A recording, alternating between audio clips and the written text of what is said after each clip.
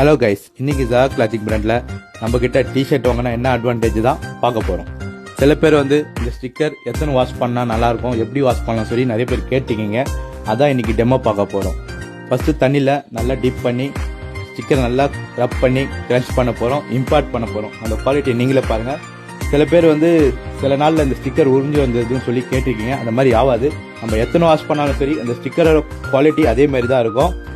நம்ம ப்ரீமியமாக தான் கொடுத்துட்ருக்கோம். அடுத்தது வந்து நம்ம லிக்விடில் டெஸ்ட் பண்ணிக்கலாம். ஃபஸ்ட்டு கம்ஃபர்ட் போட்டு டெஸ்ட் பண்ணிக்கலாம். அதுக்கப்புறம் டிட்டர்ஜென்ட் பவுடர் போட்டு கொஞ்ச நேரம் ஊற வச்சுட்டு நல்லா தேய்க்கிறோம். நீங்களே பாருங்கள் எப்படி இருக்குன்னு சொல்லி அந்த குவாலிட்டியை. அது நல்லா க்ரன்ச் பண்ண போகிறோம், இம்பார்ட் பண்ண போகிறோம் ஸ்டிக்கரை. நீங்களே பாருங்கள் எப்படி இருக்குன்னு சொல்லி.